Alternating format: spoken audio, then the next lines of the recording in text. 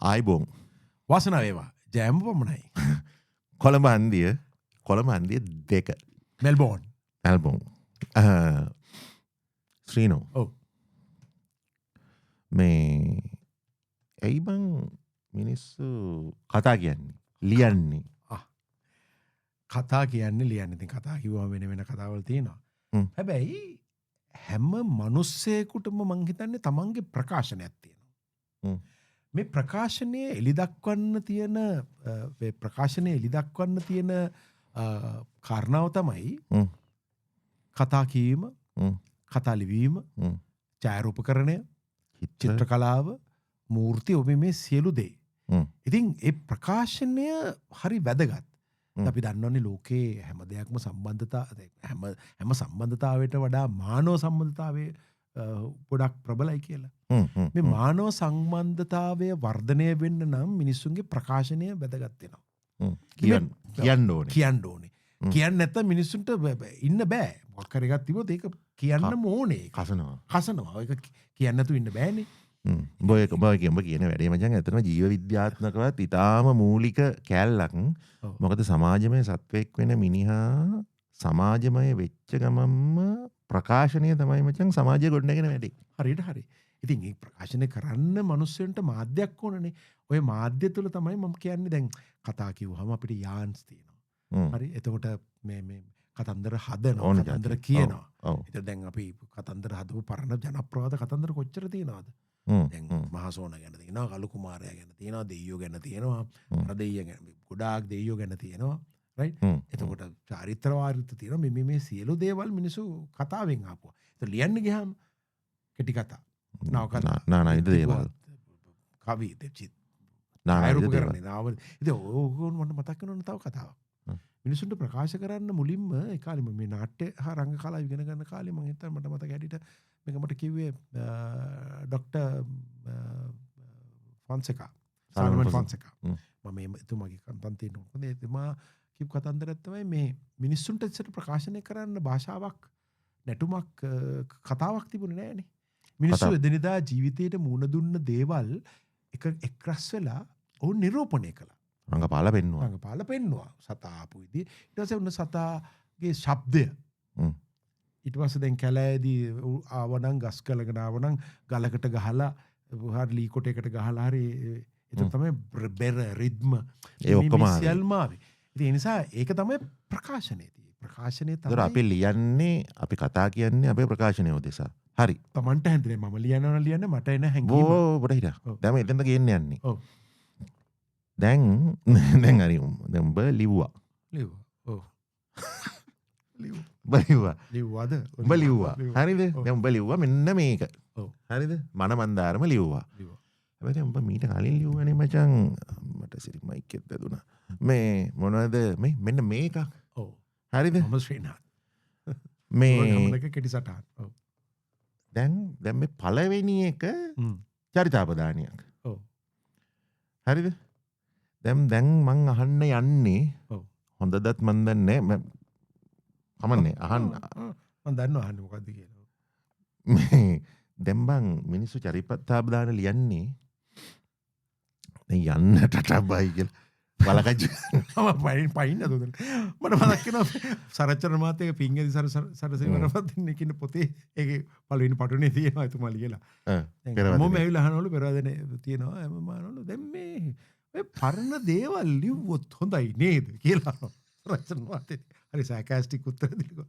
ඒ කියන්නේ දැන් මම මැරෙන්න ළඟයි මම මේ පරණ දේවල් ටික ලියලා තියන්න. හරි මේ දැන් ආපහු බයිලා නවත්තලා. දැන් බයි ඉස්සෙල්ලා ලියනවා මම ඉස්සෙල්ලාම. ඔව්. ඉස්සෙල්ලාම චරිතාපදානයක් ලියනවා. ඔව්. ඊට පස්සේ උඹ කතාවල් ලියනවා. මොකද්ද මේ පෙරලිය? මෙන්න මේ පෙරලියට මොකද මම නළුවෙක්නේ. දැන් මට දැන් මෙහෙ ආපුවම මට හිතුණා නළුවා ඉවරයි කියලා. නළුවා මලා. ඒක ලියලා තිබ්බා. ඉතින් මට හිතුණා දැන් නළුවාගේ භූමිකාව දැන් ඉවරයිනේ. දැන් මෙහෙ ආපුවම ඉතින් නළුවෙක් හැටියට ඉතින් ඉන්න බෑනේ.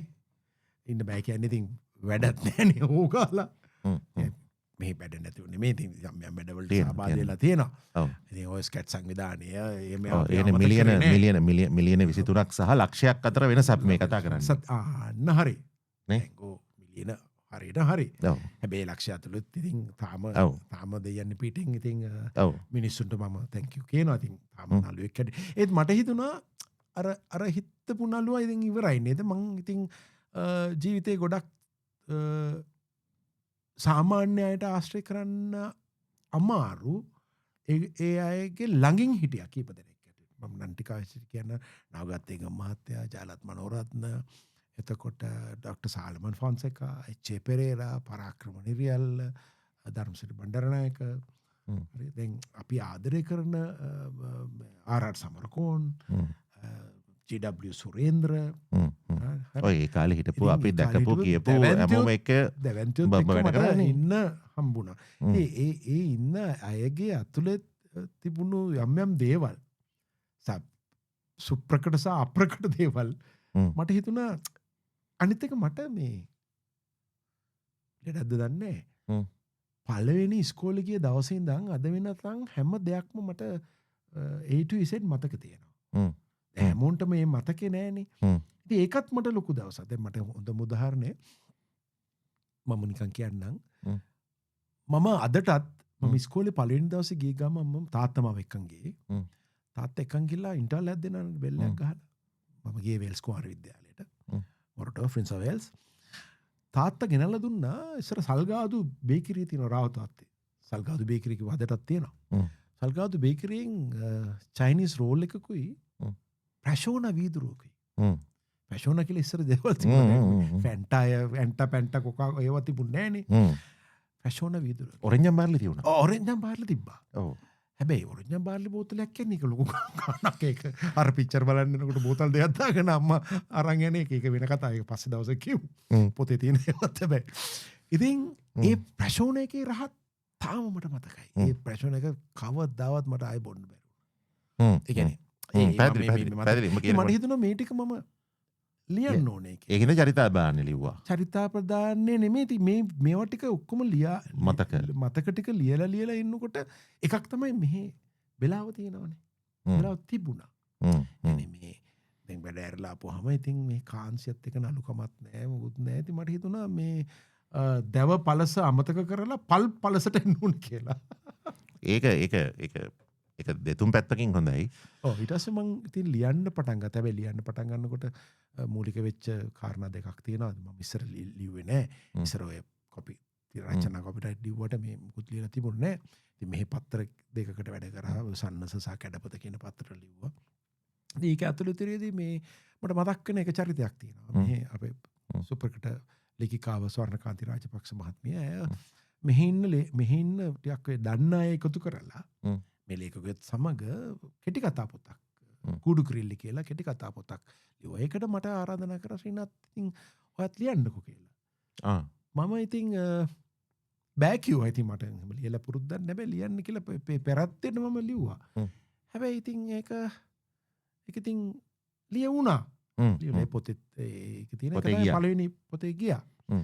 හරි දැන් ඒ ගියේ එක හරි. දැන් ඔබ මේ චරිතාපදානය හෝ දිගු ගමනක කෙටි සටහන් හරි කෙටි ගමනක දිග සටහන් හරි ඒක ලියලා ඊට පස්සේ දැන් ඔබ මේ මොනවද මේක ලියනවා හරිනේ. එතකොට ඇයිම මනමන්දාරම ලියන්නේ? මනමන්දාරම ලියන්නේ මට හිතුණා දැන් මෙල්බර්න් ජීවිතය එහෙම නැත්නම් මේ ඕස්ට්‍රේලියා මෙල්බර්න් ජීවිතය ගැන හරියට ලියවිච්ච පොතක අඩුපාඩුවක් තියෙනවා කියලා. ඉතින් පාලිත ගණේවත් මහත්තයා සිඩ්නි නුවර ඉන්න ආචාර්ය පාලිත ගණේවත් ඔහු යම් පොත් කිහිපයක් ලියලා තියෙනවා. ඉතින් මට හිතුණා ඊට වඩා දැන් මෙහෙට එන ශිෂ්‍යෙක් මුණ දෙන ගැටලු සහ මේ සමාජයේ මේ චූල සමාජයේ අය මුණ දෙන ප්‍රශ්න මේ සමාජය දැන් මෙහෙමනේ දැන් අපි ඇත්තටම කිව්වොත් වැවකට ලුණු ගෝනියක් දැම්මොත් සහ ලුණු පොල් කට්ටකට ලුණු පොඩ්ඩක් දැම්මොත් මොකද්ද වෙනස? දැන් ලංකාව බැලුවොත් ලොකු සමාජයක් ඉන්නවා. මෙහි ඉන්න පොඩි සමාජයන්නේ මේ පොඩි සමාජය තුළ විවිධ හැලහැප්පීම් ගැටුම් මේවා එන හිත රිද්දීම් සෑහෙන හිත රිද්දීම් වෙනවනේ. ඒ හිත රිද්දීම් වෙන්නේ මම හොයාගෙන බැලුවාම සමහරට වචනෙට මිනිස්සු ගොඩක් අය අමනාප වෙනවා. ඒ කියන්නේ මම හිතන්න කියලා. ඒ හේතුව මෙහෙදි පොඩි දේ ලොකුවට දැනෙනවා. සමාජයේ පොඩි නිසා. ඉතින් ඒ නිසා මට හිතුණා මේවත් පොඩ්ඩක් එකතු කරන්න ඕනේ කියලා. හිත රිදෙවි මේ දේවල් මේ අපි මේ පොඩි කාලයකට ඒ එක්කම තව කතාවක් තියෙනවා. මේ අපේ වයස තියෙනවනේ. අපේ වයස. අපි 71 කැරල්ල අපි දැක්කා. මම දැක්කේ නෑ උඹ දැක්කා. මම දැක්කා. උඹටත් මතක නෑ ඔය කිව්වට. දැන් මතක නෑ පොඩි. නමුත් අහලා තියෙනවා සහ යම් දේවල් මතකයි. ඉප්පෙනවා රේඩියෝ එකේ මේක වෙනවා කියලා කියනවා. ඒවා මතකයි. මං කියවර මට හොඳට මතකයක් තියෙනවා කියලා. මම හිතන්නේ අපි අවුරුදු ඔව් ඉතින් 71 වෙනකොට ඉතින් කීයද දැන් 8 ගණන් හදන්න එපා කියන්නේ 5ක් නේ ඉතින් මතකයි. ඊට පස්සේ ඔන්න 88 83 ජූලි කලබලේ හොඳට මතකයිනේ. කළු ජූලියේ දින් අපි කොච්චර අපි දැන් ඒක ඇති වෙච්ච හැටි ඒක ව්‍යාප්ත වෙච්ච දේ ඒක මතකයි. ඊට පස්සේ 88 89 60,000ක් තරුණයෝ නැති වෙනවා අපි දැක්කා. අපි බේරුනේ දුම් විදියට මොන හරි පොර වාසනාවකටනේ. එහෙම අතීතයක් අපිට තිබ්බා. ඊට පස්සේ 89 සුනාමිය ආවා. ඒකත් අපි බේරුණා. ගාල්ලේ මාතර ඉඳලා බේරුණා. ඊට පස්සේ කොවිඩ් දැන් මෙහි කී දෙනෙක් නැති වුණාද? ලංකාවේ දේශපාලඥයෝ, ගායකයෝ, නළු නිළියෝ, එතකොට මහා මිලියනපතියෝ නැති වුණා. හැබැයි අපි තාම ඉන්නවා. මට හිතෙනවා මේ ඔක්කොම එකතු කරගෙන අපිනේ මේ සමාජයේ විවිධ හැලහැප්පීම් වලට මුහුණ දුන්නේ. මේකේ ප්‍රබල මුහුණ දීම් කීපයක්. ඒ කියන්නේ 88 89 ගැනත් පොඩ්ඩක් ඇතුල් කරලා මේ පොත ලියන්න ඕනේ කියලා. ඉතින් ඒකත් එක්ක තමයි මේ පොත ලියුනේ සහ මගේ මොරටුවේ ලක්ෂපතිය ඔය පැත්තේ තියෙන සිදුවීම් එකතු කරලා. එක්ක හරි. එතකොට මේ දැන් අර ඇයි ලියන්නේ කියපුව අහපු තැන ඉඳලා ඇයි කතා කියන්නේ කියලා අහපු තැන ඉඳලා දැන් ඔන්න චරිතාපදානයක් ඉස්සෙල්ලා ලියලා ආයෙත් දැන් කතාවල් ලියාගෙන ආවා. දැන් ඔය ලිවීමට බහැලා ලියාගෙන යනකොට මචං මට අහන්න හිතෙන්නේ දැන් මොකද ඉස්සෙල්ලාම කියපු පොත? ඉස්සෙල්ලාම කිව්වේ ඩීමන් ආනන්ද මහත්තයාගේ හොඳ නරක කැත මිනිස්සු. අර සත අර 70 පොත. හැබැයි මම අරගත්ත එකක් නෙමෙයි. අම්මා ගත්ත පොත හොරෙන් තමයි කිව්වේ. හැබැයි දෙවෙනි සැරේ පොත කිව්වේ දහම් පාසල් ගියානේ. උඹ? ඔව් දහම් පාසල් ගියා. දහම් පාසල් තෑග්ගක් බර දහම් පාසල් තෑගි හම්බුණා. තෑගි හම්බුණා. හැබැයි ඉගෙන ගන්න නෙමෙයි. හොඳම මල් වට්ට.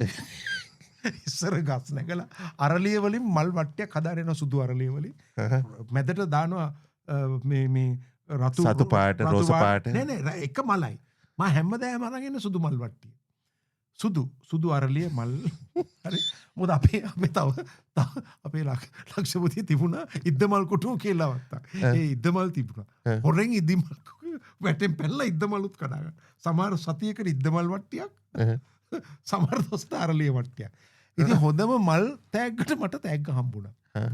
ඊට පස්සේ හොඳම පැමිණීමට මොන්න වැඩේ තිබ්බ දහපස්සලනේ. හරි.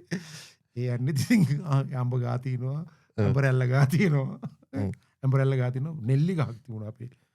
මේ පන්සලේ. නෙල්ලි ගස් තුන ඒ කියන්නේ බාර තුනට ওই ගස් තුනේ බඩු තිනවා. ඒ නිසා ඕකනේ තිබ්බා හොඳම පැමිණීමේ එකක් හම්බුණා. හැබැයි පොත් දෙකක් හම්බුණා. එකක් තමයි සාහිත්‍ය රසවාදිනී. මං හිතන්නේ ඒක මඩවලස් රත්නායක මහත්මයා නෑ මඩ නෙවෙයි ඒ කාලේ කවන්නේ. දෙවෙනි එක හන්දට ගිය අපූර්ව ගමනක්. ඒක රුවන් පීරිස් හරි කවුරු හරි මට මතක නෑ ඉස්සර ගොඩක් ඔය හන්දට ගිය අපූර්ව. ඔන්න ඔය පොත් තුන කියවුවා.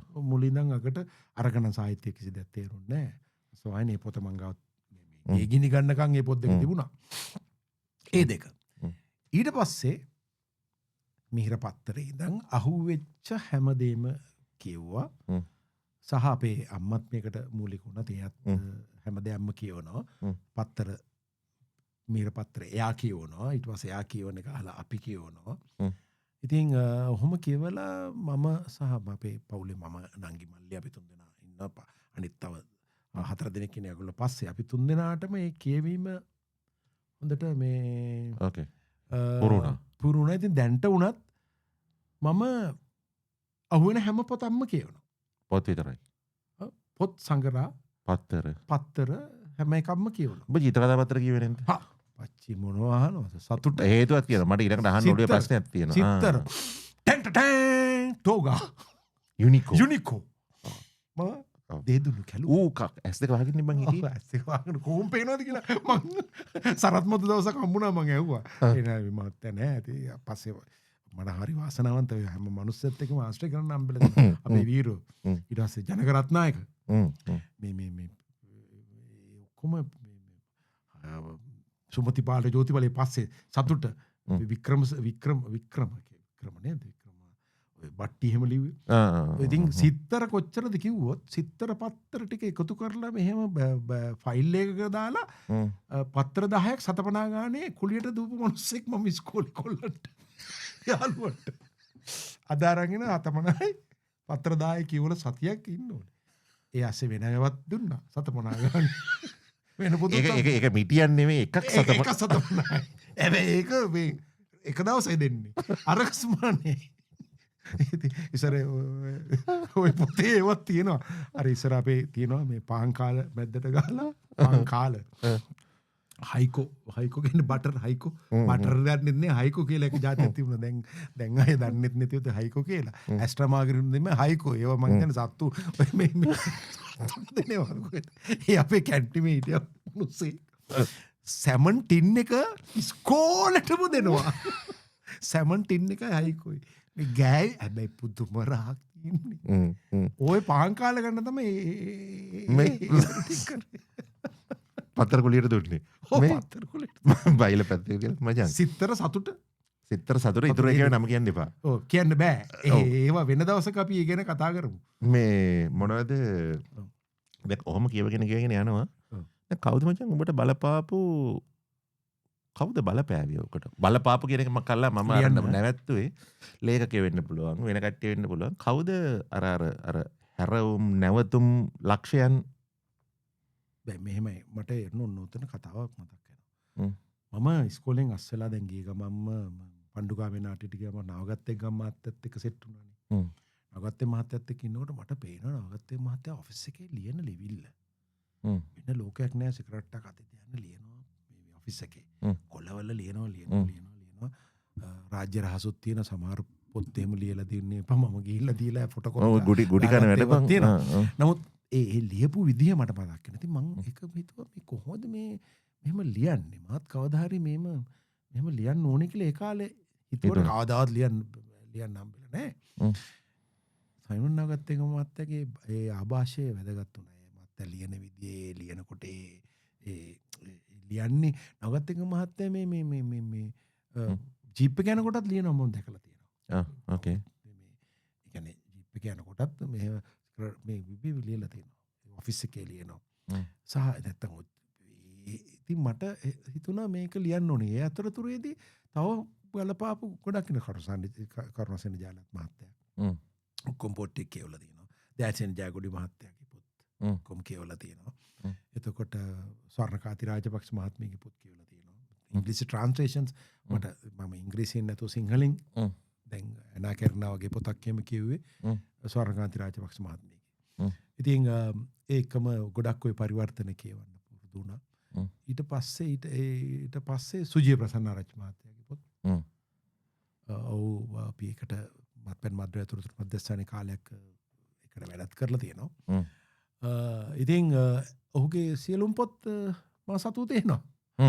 මේක සුජීවත් දන්නවා. ඉතින් මේ හැමෝම මං හිතන්නේ කියවපු හැමෝම මට බලපෑම මෙහෙම එක පොතක් කියලා නවත්තන්නේ අපි කියවන්නේ මෙයාගේ පොත් විතරයි. පැහැදිලි. කියන්නේ ඒවා එතකොට මට වික්‍රමසිංහ මහත්තයා මේ මම මතක ඒ ලෙවල් සිංහල වලට උගන්වනකොට ගම්පෙරළි අපිට තිබුණානේ. හරි. ගම්පෙරළි. හරි. දැන් මේ මට ඔක මඩින්ස මහත්තයා ගැන කිව්ව හින්දා මම ඒක අහන්න යන්නේ නැහැ මෙන්. මචං මේ එතකොට දැන් මේ පොත අතපත ගානකොට පටන් අරගෙනම කියවගෙන යන්න පටන් ගන්නකොට හැඟෙන දෙයක් දැනෙන දෙයක් තමයි විශේෂයෙන්ම දැන් මම වැඩිපුර වැඩ කරන්නේ රූප මාධ්‍යෙන්නේ මචං. මේ රූප මාධ්‍යයෙන් ශික්ෂිත කෙනෙකුගේ ලියවිල්ලක් වගේ දෙයක් මචං ටෝර් ගාලා හැංගෙනවා. එකඟයිද? ඒකට එකඟයි. සම්පූර්ණයෙන්ම ඇත්තටම මේක තිර රචනාවක් තමයි. මොකද හේතුව අපි පොඩ හිටා. දැන් ඔබ කියන්නේ තිර රචනාවක් හැටියට ලියනවද? නැත්නම් ඔබ ලියනකොට ලියවෙන්නේ එහෙමද? ලියවෙන්නේ එහෙමයි. මොකද මුලින් ඉඳන්ම දැන් 88 අපි දැන් අතන දැන් නවගත්තෙන් මහත්තයා ළඟට වැඩ කරන්න ගියාමත් උනේ මට රූකඩ නාට්‍ය පිටපත් ලියන්න. නාට්‍ය පිටපත් ලියන්න.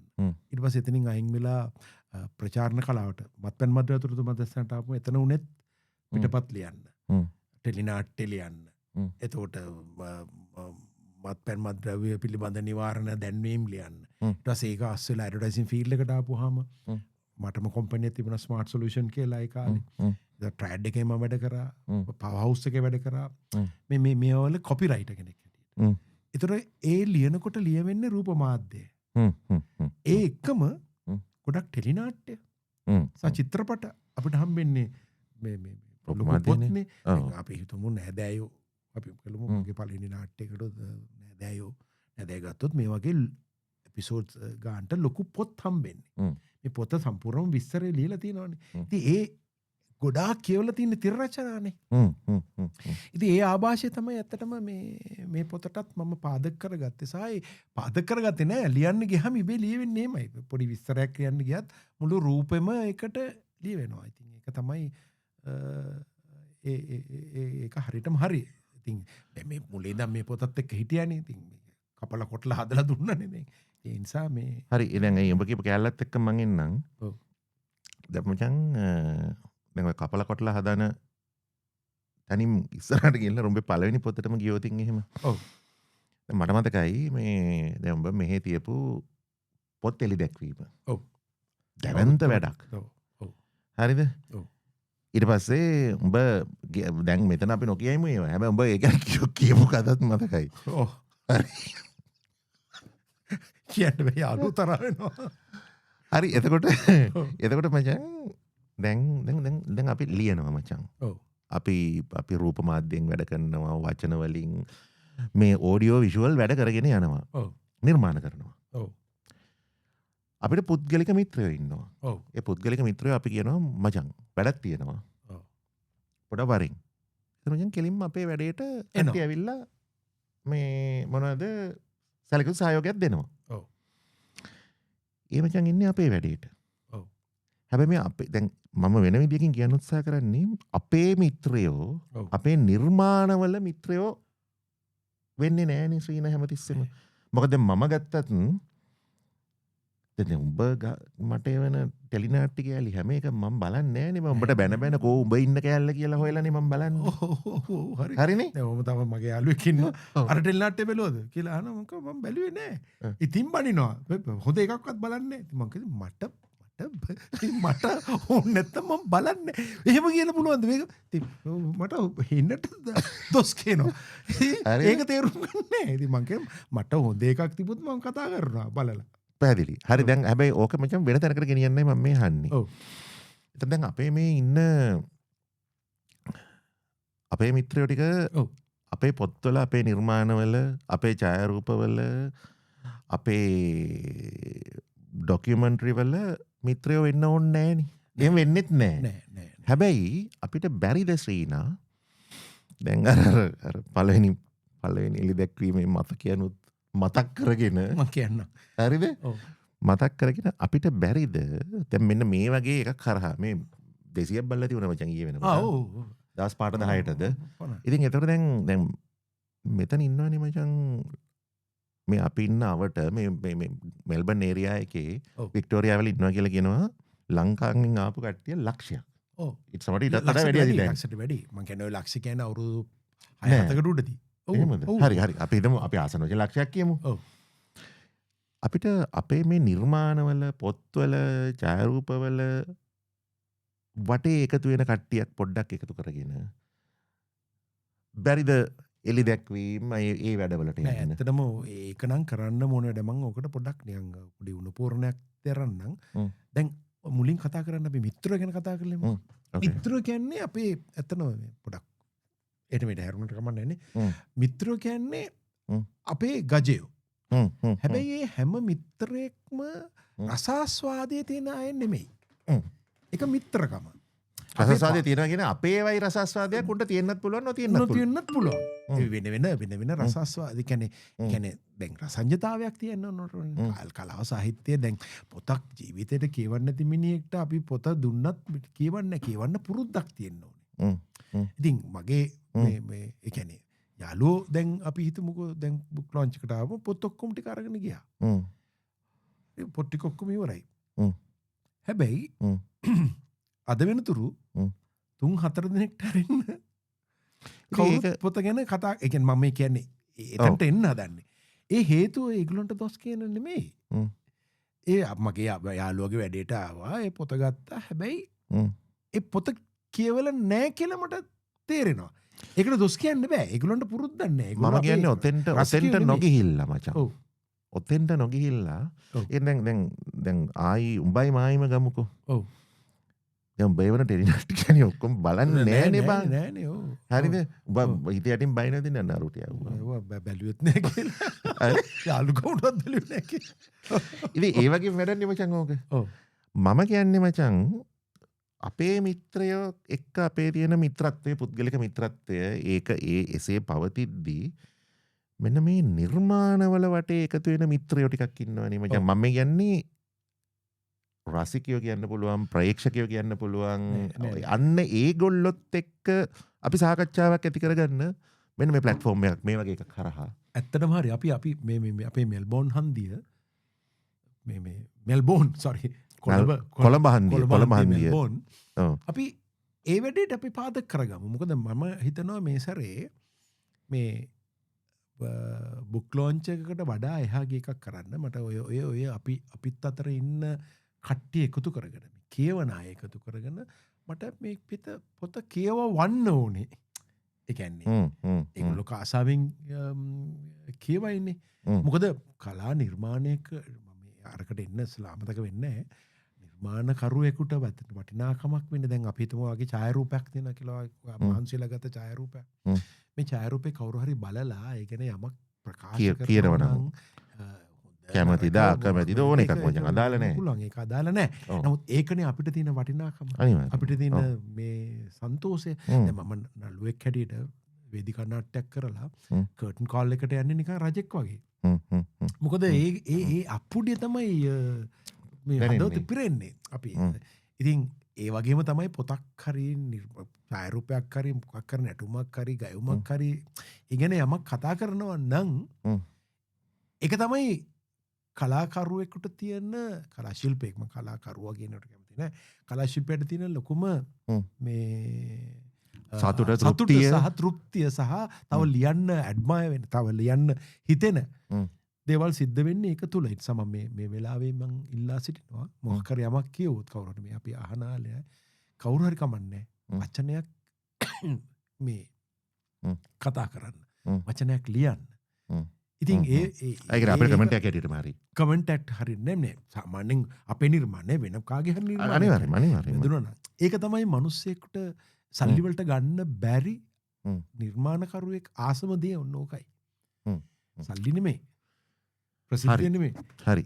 එහෙනම් මේ අද අවුලන්නේ අපි කපන්න නැතුව දාන්නගේ කැස්ස වැදුනට සොරි කට්ටිය. ඔව් මේ දවස්වල සීතලයි මේ අපි වැඩේ ඉවර කරන්න. එහෙනම් මේ ඉවර කරන්න ඉස්සෙල්ලා අපේ වැඩේ කරන්න එපා. ඇඩ්වර්ටයිස්මන්ට් එක. පොඩ පන්තිය. ඒක පොතේ ඇඩ් එක ඉවරයි. පාඨමාලාව 5 වෙනිදා අපි පටන් ගන්නවා. ජූලි 5 පටන් ගන්න ඇදුර මෙතන ඉන්නවා. ඉතින් අපි පටන් ගන්නේ කිංස්බරෝ සෙකන්ඩරි කොලෙජ් එකේ හවස ඉරිදා හවස 5 වෙනිදා ඉරිදා හවස 4 ඉඳන් 6 වෙනකම් පැය දෙකක්. ඉතින් ඔන්ලයින් දෙම්මම ගිහලා ටික් ගාලා රෙජිස්ටර් වෙලා එකතු වෙන්න අලුත් යමක් ඉගෙන ගන්න පුළුවන්. අපි එදත් කතා කරා ඡායාරූපකරණය කියන්නේ නිකම් ෆොටෝ එකක් ගන්න එකක් නෙමෙයි. සෑහෙන දේවල් ටිකක් තියෙනවා අපිට ඉගෙන ගන්න. අපි ඒ ටික ඉගෙන ගමු. ඉතින් මම ආරාධනා කර සිටිනවා ඉන්න සියලු දෙනාම එන්න. ඒ වගේම අපි කොහොම හරි එකතු වෙලා මේ වැඩසටහන අපි අර කවයක් වගේ අපි මේ කලා නිර්මාණ ගැන කතා කරන්න, සාහිත්‍ය නිර්මාණ ගැන කතා කරන්න අපි පොඩි ප්ලැට්ෆෝම් එකක් කරගමු මේක. ඉතින් කැමති අය අපිට පොඩි දුරකථන තුමක් දෙන්න කතා කරන්න. නැත්නම් කමෙන්ට් එකක් දාන්න. අපි එකතු වෙලා අපි නිර්මාණ කතා Facebook කරන්න. page එකකුත් ගැහුවා එළියට දාලා දාන්න ඕන. ඔව් අන්න. කොළඹන්දිය කියලා. ඉතින් අපිත් එක්ක එකතු වෙන්න. අපි මෙහෙම කතා කරගෙන යමු. ඉතින් මේකේ තව යන්න පුළුවන්. දැන් අපි ලබන සැරේ අපි කතා කරමු නිකන් මල්ටි කල්චරල් ඕනද? ඔළුවට එන එක කතා කරමු. ඔව් අපි පෝලින් හැන්සන් මහත්මිය ගැන එහෙම කතා කරමු. මොකද මේ දවස්වල කතා කරමු. ඉතින් විවිධ මාතෘකා මේක ඇඩ්වර්ටයිස්මන්ට්ස් උනාට ඕගොල්ලන්ගේ ඇඩ්වර්ටයිස්මන්ට් අපිට එවන්න අපි කියලා දාන්න. දැන්ට අපිට 200ක් ඉන්නවා. ඒ කියන්නේ අපිට මේ 20 කිලෝ 40 කිලෝ කිලෝ නෙමෙයි යන්න ඕනේ. ඉතින් අපි යාළුවෝ බලනවා. ඉතින් අපි 200ක් ඉන්නවා කිව්වේ 200ක් බල්ලා තියෙනවා බං. සබ්ස්ක්‍රයිබර්ස්ලා නෙමෙයි. ඔව් නෑ සබ්ස්ක්‍රයිබ් කරන්න. එහෙම යන්නන්නේ අපි සබ්ස්ක්‍රයිබ් කරන්න කියලා නෙමෙයි. දැන් අර බැලුවොත් හැමදාම YouTube බැලුවොත් අනේ අපිව සබ්ස්ක්‍රයිබ් ඒක ලක්ෂ 3ට යන්න හදා. එහෙම ඕනේ නෑ. අපි ප්‍රශ්න නෑනේ. අපි මේක සෙට් වෙන. සෙට් වෙනනම් ජය වේවා. මෙඩිය කතා කරන්න අමනාප වෙන්න එපා. ඒ අපේ හැටි. බයි. එතන ගියා.